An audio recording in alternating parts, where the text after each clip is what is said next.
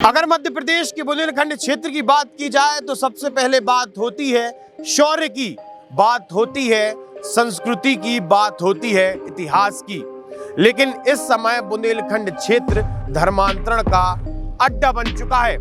बुंदेलखंड क्षेत्र में रानी दमयंती की राजधानी दमोह में इस समय ईसाई मिशनरी का धर्मांतरण को लेकर षड्यंत्र रचा जा रहा है।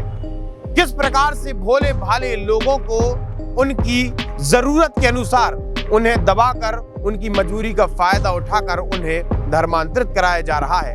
किस प्रकार से केरल से आए पादरी नन्ही मुन्नी बच्ची, नाबालिग बच्चियों के साथ गलत कार्य करते हैं, उनके साथ छेड़खानी करते हैं। आयुध की टीम एक बार फिर ग्राउंड जीरो पर है और कई सारे बड़े खुलासे धर्मांतरण को लेकर हम आज करेंगे।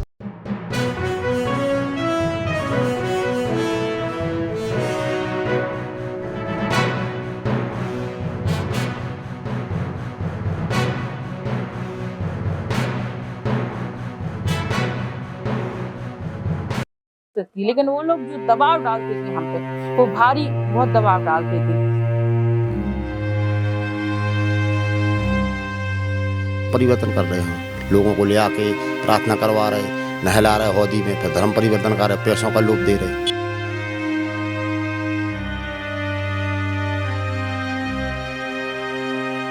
तबीयत खराब हो जाना या बच्चों की पढ़ाई लिखाई में कहीं भी थोड़ी बहुत भी मदद कर देते थे, पैसा देते रहते थे। धर्मांतरण को अपना व्यवसाय बना चुके कुछ संगठन इसके लिए किसी भी हद तक जाने को तैयार हैं। कैमरे के सामने बात करते हुए एक पीड़िता खुद बताती हैं कि धर्मांतरण के लिए उन्हें किस किस प्रकार के प्रलोभन दिए जाते हैं। सर, मैं बताना चाहती हूँ कि मेरे पति 2013 में मड़ाहार काम के लिए गए थे, मजदूरी का काम करते थे, मिस्त्रीगिरी का। तो बिल्डिंग का काम के लिए मड़ाहार गए थे। तो मड़ाहार में केवीजी सर लेके गए थे उनको कि यहाँ का काम करिए, और उन्होंने बिठाना शुरू किया साथ में कि हम लोग चर्च में प्रार्थना करते हैं, आप आके बैठिए हमारे साथ। तो एक दो बार नहीं बैठे, लेकिन जब एक दूसरे से मिलते हैं तो फिर काम भी कर रहे हैं उनका, तो फिर वो उन्होंने बिठाना शुरू कर दिया साथ में। जहाँ काम कर रहे तो फिर की छुट्टी होती थी तो बीच में वचन सुनाना कि बाइबल पढ़ो, इसे पढ़ो। तो लोग बोलते काम करने आते हैं सर, बाइबल कहाँ पढ़े हम। लेकिन उन्होंने बोला पढ़ के तो देखिए, एक बार बैठिए तो हमारे साथ।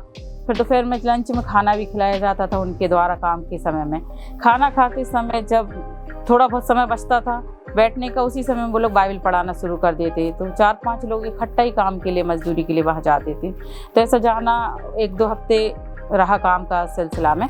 उसी समय उनके जो हमारे घर आए, उनकी पत्नी आई लिसी, उन्होंने बोला कि आप भी आइए इनके साथ एक बार हमारे साथ देखिए बैठ के। तो हमने बोला नहीं, हम लोग कहाँ वहाँ जाएंगे चर्च के लिए, हमारे पति काम के लिए जाते वही बहुत है। बोले नहीं, हम आएंगे आपके लिए गाड़ी लेके, आप लोग आइएगा। तो वो संडे के दिन गाड़ी लेके आ गए, बैठा के हम लोग को ले गए, वहाँ बिठाने लगे। पहले बाहर बिठाते थे, फिर चर्च में बिठाने लगे हम लोगों को। ऐसे हर संडे आना जाना होने लगा हमारे यहाँ। बुधवार को वो घर ही में आ जाते थे। तो हम लोग मजदूरी वाले तो बोलते थे हम लोग नहीं मिलेंगे दिन में। तो बोले हम शाम को मिलेंगे आपके लिए। शाम को तो मिलोगे आप सभी बैठ के। शाम को 6-7 बजे वो हमारे घर आने लगे, बाइबल लेके आते, पढ़ाते, सुनाते, सब बातें बताते, आप लोग आइए, हम आप लोगों का सहयोग करेंगे। पहले और कच्चा मकान था हम लोगों का। तो बोले नहीं, आपकी स्थिति ठीक नहीं है, मजदूरी कहाँ तक करोगे, हम कुछ नौकरी देंगे इसमें तो आपका अच्छा चलेगा वो सब। तो ऐसे करके वो लोग केवीजू और उनकी पत्नी हमें जबरन ले जाने लगे और बैठने लगे हम लोग साथ में। तो 2014 में हमारा उन्होंने बोला कि एक छोटा सा विधि रखी है आप लोगों के लिए, आप आइएगा, प्रार्थना भी है स्पेशल। तो उसमें हम लोग गए तो उन्होंने बोला टंकी बनी हुई है वहाँ एक सीमेंट की। तो बोले वहाँ पर एक पास्टर खड़े हमारे जो आते थे यहीं पर, केवीजू सर अंदर थे। तो बोले आप दोनों को अंदर आना है उस पानी में, हम आपको हाथ रख के दबाएंगे और आपको वैसे ही दबना है और बाहर आ जाना है, इसमें स्नान बस करना है। तो ये सब क्या है सर? बोले कि छोटा सा है, यहाँ पर कर रहा है, एक शुद्धिकरण टाइप का है। तो ठीक है। उनने ऐसा करके हमें वहाँ से डुबा के और अंदर गए तो कुछ खाने को दिया, रोटी दी, और उसमें बोले रस है पानी का, अंगूरों का, वो पीना पड़ता है सबके साथ में एक कटोरी में। वो पिया हम लोगों ने। बैठाने लगे वो लोग चर्च में और दबा दबा के प्रार्थना करने लगे कि आप लोग के अंदर एक शैतान है जो मूर्ति पूजा का, वो बाहर निकल रहा है। तो हम और शैतान है मूर्ति पूजा जो आपने की है वो बाहर निकलेगी एक एक करके। तो वहाँ थॉमस थे, नैनन सर थे और ये लोग थे, मतलब 4-5 पास्टर इकट्ठा, हम पति पत्नी को वहाँ दबा दबा के सिर पे हाथ रख के खूब जोर जोर से प्रार्थना करके बोलने लगे कि एक एक शैतान निकल रहा है, आपको हर संडे आना पड़ेगा। मूर्ति पूजा को आप शैतान बोलते हो, तो हमारा ये सब मतलब वो है हम लोगों का जो बना है मेहर मड़वा का, वो सब हम लोग कैसे तोड़ सकते। बोले धीरे धीरे आपको समझ में आएगा। आए वो लोग तो मूर्ति लगी तीनों, खुद हमारे यहाँ की जितनी मूर्ति थी पोथी होती सब अलग करवा दी बेला तालाब में। बोले ये सब शैतान है, अगर इसमें आओगे आप तो मतलब अब आपका कुछ भी हो सकता है गड़बड़। तो वो ले जाके वो लोग सब पानी में अलग करवा दी उनने बेला तालाब में। अब उनका आना जाना हमारे बुधवार को बच्चों को संडे चर्च ले जाना हो गया 4 व्हीलर से रेगुलर आते थे, हमारी बेटियों को ले जाते थे, छोटी छोटी थी हमारी बेटियाँ। तो बोले हम लोग खुद लेने आएंगे यहाँ पर। तो कभी केविजू सर, कभी मतलब नैनन सर, कभी ये लोग फिलिप्सन सर, साजन सर, ये सब लोग कभी कभी आते थे ऐसे करके। हमारी भतीजी को भी लेके जाते थे और हमारी बेटियों को भी लेके जाते थे। तो ले जाना वहाँ शुरू करते थे, तो कई चीज़ें पढ़ाते थे वहाँ पर। तो बच्चे लोग बोलते थे अलग अलग है मम्मी, ये समझ में नहीं आता। वो छोटे छोटे थे उस समय।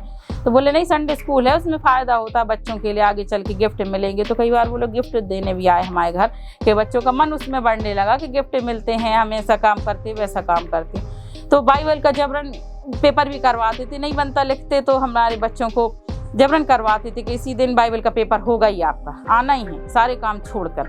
तो बच्चों को ले जाते वो खुद ही। धर्मांतरण के इस धंधे में जब प्रलोभनों से काम नहीं चलता तो दबाव बनाया जाता है।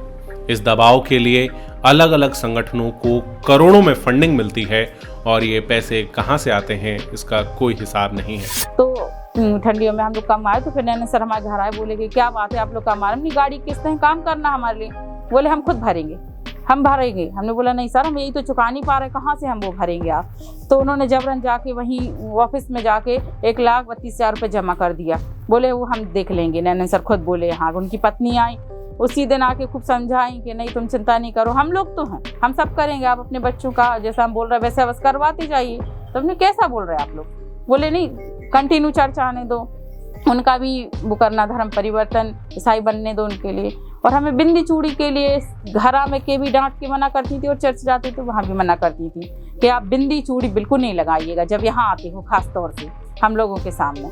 तो क्योंकि लोग भी आते थे अन्य केरल के, तो वो देखते थे तो हमें बोलते ये क्या है तुम्हारे सिर में, ये लाल रंग क्यों पोत के रखा है, इससे तुम्हारा पति बच जाएगा। तो हम लोग बुरा लगता था कि आप ऐसे बोलते हो, हमारी ये रीति है और हम लोग मानते भी हैं ये चीज़ों को। हमने कभी अलग नहीं की ना, हमने कभी अपना धर्म बदलने की कोशिश की, लेकिन वो लोग जो दबाव डालते थे हम पे, वो भारी बहुत दबाव डालते थे। हमारी बेटियों को कभी मेहंदी लगाई तो वो भी साफ करवा देते थे, ये सब खिलाफ है इसके, ईसाइयों के कभी मेहंदी नहीं लगाना चाहिए, कोई फैंसी कपड़ा पहन लिया तो वो भी नहीं पहनना चाहिए। ऐसी चीज़ें करके वो खूब दबाव बनाने लगे। धर्मांतरण में संलिप्त ये माफिया अपने साथ अलग अलग तरह के अपराध भी लेकर आते हैं। धर्मांतरण करने वाले इन गिरोहों की हिम्मत इतनी बढ़ गई है कि इस क्षेत्र की छोटी छोटी बेटियां भी सुरक्षित नहीं हैं। हाल में ही एक मामला आया था जिसमें एक पादरी के ऊपर नाबालिग बच्ची को छेड़ने के आरोप लगे थे। आइए उसकी मां से ही जानते हैं उस बेटी के साथ क्या हुआ था। एक प्रोग्राम था दिसंबर के लास्ट में होता है वहाँ हर बार, तो मेरे बच्चों से भी बोला कि आप आना है तैयार होके घर ही से। जब घर से तैयार होके गए तो जूलिया और रिनू और ये क्या नाम है इनका, वो भैया बैठे, तो उन्होंने बोला नहीं आप कपड़े बदल के आइए, हम गाउन दे रहे हैं आपके लिए। तो मैंने मना किया कि हम घर से कपड़े पहन के आए, साधारण प्रोग्राम में बताया भी नहीं गया। बोले हम देंगे गाउन, हम देंगे कपड़े। तो हमारी बेटी और भतीजी कपड़े बदल रही थी, तो उस समय साजन और रिनू और ये थॉमस बार बार ऐसे निकल रहे, तो क्या है ऐसे देख रहे हैं। तो बच्चे आए मेरे पास उसी रात में, तो प्रोग्राम के बाद बोले मम्मी अब यहाँ देखो ऐसे ऐसे कर रहे हैं ये लोग, हमारे लिए देख रहा है और गाड़ी में भी छूते हैं ये लोग। तो मैंने बोला कैसे छूते हैं, तो बोले गाल खींचते हैं, कमर में हाथ डालते हैं और चुम्मी ले लेते जबरन, और पास में ऐसे खिसका लेते हैं, कंधे पे हाथ रख लेते हैं। ऐसा हमें अच्छा नहीं लग रहा मम्मी वहाँ जाना, ये गड़बड़ी हो रही कुछ भी। तो मैंने उन लोगों से बात भी की, थॉमस भैया से, नैनन सर, बोले ईसाइयों में ऐसा चलता है, ये सब होता है, गले मिलना, हाथ चूमना। तो वही हम लोग तो नहीं है ना ईसाई, हम लोग के साथ मत करो, आप अपने ग्रुप में करो। नहीं वो सब में चलता, अब तुम भी ईसाई बन चुके हो। हमने कैसे बन चुके, हमारे पास ना कोई प्रूफ है, हम कैसे ईसाई बन गए। नहीं उसमें डुबकी लगाई थी, उसके बाद में ईसाई बन जाते हैं। समूह का जो स्थान धर्मांतरण का केंद्र बिंदु बना हुआ है उसे आश्रम के नाम से जानते हैं। आइए इस आश्रम के आसपास रहने वाले लोगों से ही जानते हैं कि आश्रम में किस तरह का माहौल रहता है। इस आश्रम में केरल से आने वाले पादरी रहते हैं जो यहाँ रहकर धर्मांतरण की योजना बनाते हैं। ललित जी, यहाँ पे आप यहीं इसी गांव के निवासी हैं, आपका खेत लगा है, तो यहाँ आप क्या देखते थे जब आप खेत? भाई साहब 10-12 वर्षों से यहाँ संचालित है ये मड़ाहार में यीशु भवन आश्रम। और यहाँ जो सब ईसाई लोग 4 से 8 परिवार के 10 परिवार के ईसाई लोग अंदर जो रहते हैं, पीछे मकान बनाए हैं अपने, तो वो क्या करते थे, उन्होंने स्कूल खोला था बहुत पहले।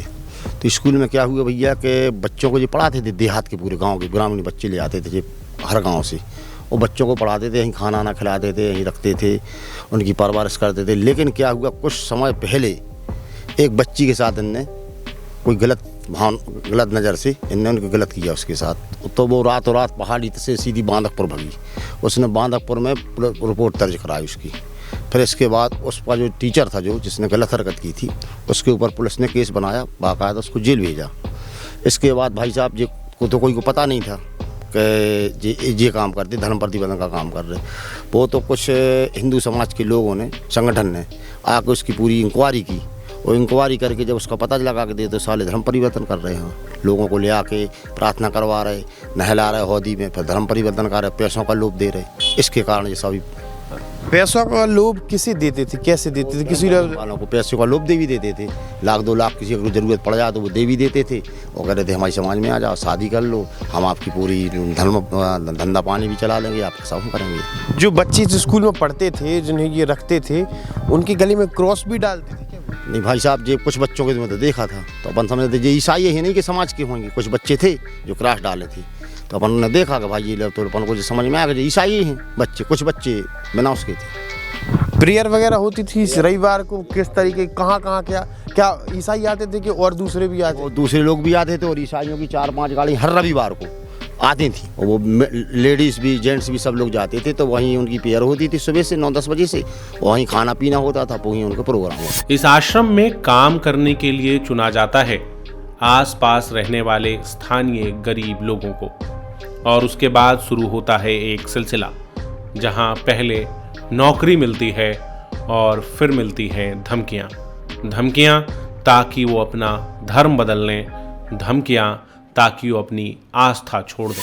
हम मछली मार्केट में मछली खरीदने गए थे, तो उस समय हमें बाबू सर मिले वहाँ पर। वो बोले कि भैया, किसी ने उनको बताया कि हम मिस्त्रीगिरी का काम करते हैं, तो उनसे मिलकर फिर हम मड़ाहार गए और मिस्त्रीगिरी का काम किया, बिल्डिंग का काम करते थे वहाँ पर।